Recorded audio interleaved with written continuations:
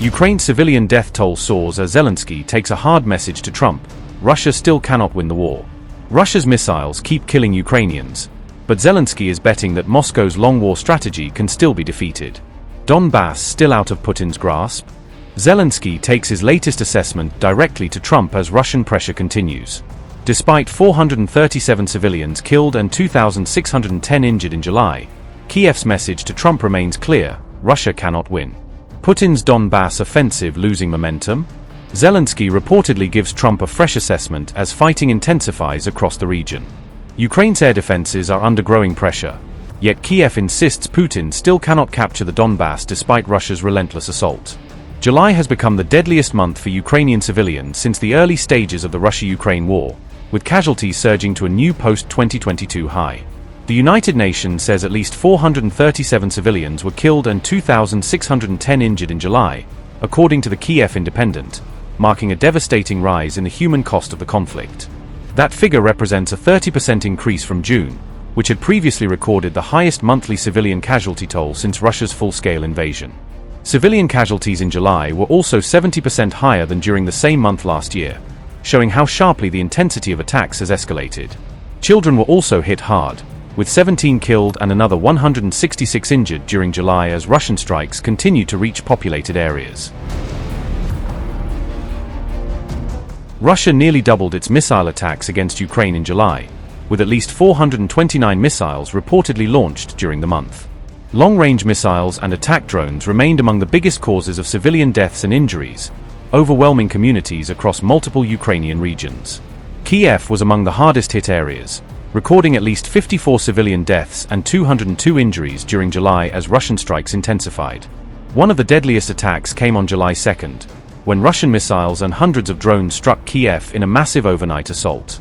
At least 30 civilians were killed and more than 100 others were injured in that single attack, underscoring the growing danger facing Ukraine's capital. Ukraine's biggest vulnerability is now its shrinking stockpile of Patriot interceptor missiles, according to the Kyiv Independent, leaving key cities increasingly exposed. Kyiv intercepted only 29 of the 195 Russian ballistic missiles launched during July, highlighting the difficulty of defending against Moscow's expanding missile campaign. That gap is leaving Ukrainian cities increasingly vulnerable to Russia's long-range strikes, particularly as missile attacks become more frequent and difficult to intercept. But as the civilian death toll rises, Kyiv is making a very different argument to US President Donald Trump about Russia's ability to win the war. A document seen by the Kyiv Independent reportedly said Russia may still fail to capture all of Donetsk even by 2027, challenging expectations about Moscow's battlefield momentum. Ukraine currently controls slightly more than one-fifth of Donetsk Oblast, according to the assessment, despite Russia's continued offensive across the region. The document claims Russia's territorial gains have slowed to less than 100 square kilometers per month, suggesting that Moscow's advance is losing momentum. At that pace, Kyiv argues, Russia's ambition of capturing the entirety of Donetsk could stretch beyond 2027, despite the enormous resources committed to the offensive. The message Kyiv is sending to Trump is clear: Ukraine believes Russia cannot simply wait out its resistance and eventually force a military victory. The assessment directly challenges Moscow's argument that Ukraine should surrender territory as the price for ending the war and achieving a settlement. Instead, Kyiv is pushing for a truce along the current front line as the first step toward negotiations and a possible path to peace. Ukraine is also warning that Moscow could attempt to address its manpower shortages through another major mobilization, potentially expanding its forces for prolonged conflict. Russia could consider calling up as many as 500,000 additional personnel after September, according to the assessment cited in the report. Zelensky has also claimed that Kyiv possesses evidence of a Russian mobilization plan that could begin after the elections, adding to concerns over a longer war. A White House official has confirmed that the Trump administration received the Ukrainian assessment, putting Kyiv's battlefield argument directly before Washington. US officials said, and I quote, "The president has a humanitarian heart and wants this war settled so the senseless killing ends." The president and his team remain committed to continuing to play a constructive role in ending the war between Russia and Ukraine, and he remains optimistic that we'll ultimately get a peace deal done, unquote. Ukraine said its strikes have also targeted Russia's oil industry and military logistics network, hitting key infrastructure supporting Moscow's war effort.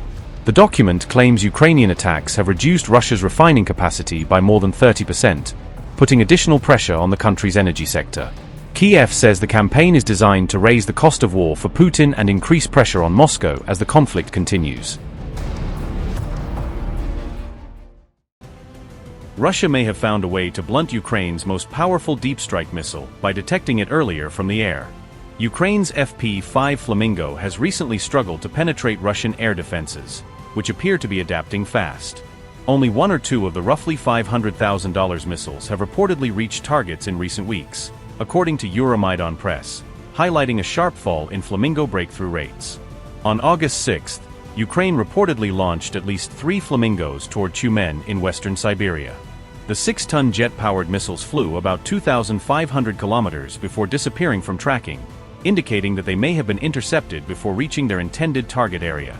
Since July 1, Russia has reportedly shot down 10 out of 11 launched Flamingo missiles, an estimate based on open-source monitoring.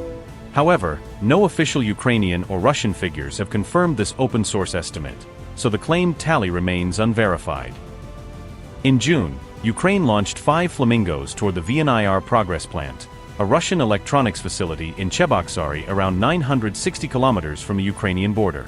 2 missiles reportedly struck the electronics plant in Cheboksary, demonstrating that some Flamingos had initially broken through. The missiles caused major blast and fire damage at the Russian facility, which produces electronics linked to Russian weapons and air defense manufacturing. The FP-5 Flamingo carries a massive 1,150-kilogram warhead, giving every successful hit far greater destructive power than Ukraine's standard long-range drone strikes.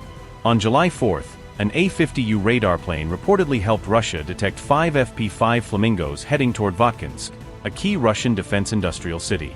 Russian air defenses reportedly shot down all 5 incoming Flamingos, showing how early warning from the A-50U can allow ground batteries to prepare before the missiles arrive. On July 7, Russia reportedly deployed 4 A-50Us at the same time, an unusually concentrated effort for an aircraft fleet that Moscow cannot quickly replace. The radar planes helped coordinate the detection and interception of Flamingos, turning Russia's few surviving airborne warning assets into a dedicated anti-missile shield.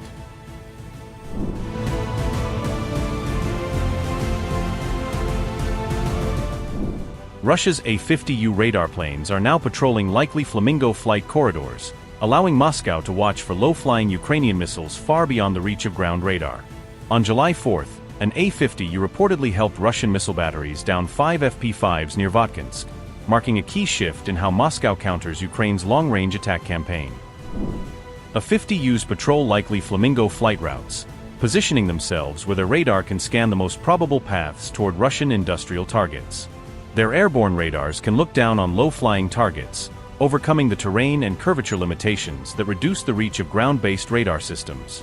Their high altitude extends radar detection range, giving Russian commanders more time to distinguish Flamingos from decoys and coordinate a response. Missile locations can be passed from the radar aircraft to ground units, connecting airborne surveillance directly to Russia's surface-to-air missile network. Air defense batteries can then engage incoming FP-5s with far earlier warning, increasing the chance of intercepting the cruise missiles before they approach protected sites.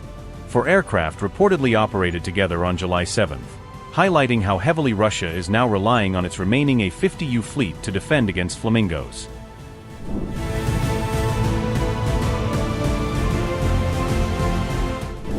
Putin's drone and missile blitz has left Zelensky facing a new troop morale crisis as Ukrainian soldiers report worsening conditions on the front.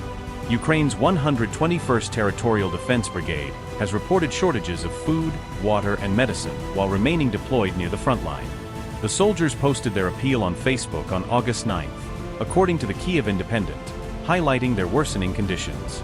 Ukrainian soldiers in Zaporizhia Oblast said they had gone without rotation for 4 months despite prolonged frontline deployment.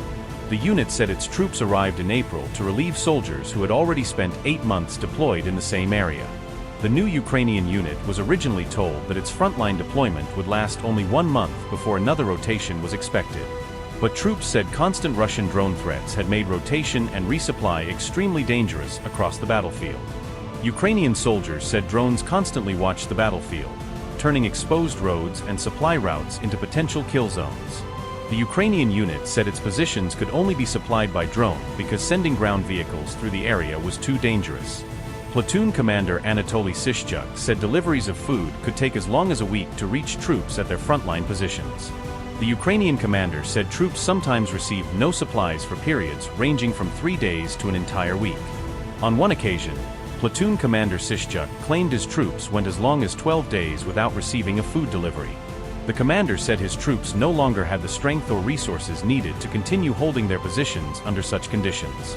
The unit has asked for safe passage and transport, so its exhausted troops can be evacuated from their current frontline positions. But Operational Command South said the soldiers would be rotated once the security situation allowed such a movement to take place. Ukrainian military rules limit the time troops should remain in frontline positions to 2 months, with rotation normally due after that period. Upgrade your news experience with the all-new HT app. Download now.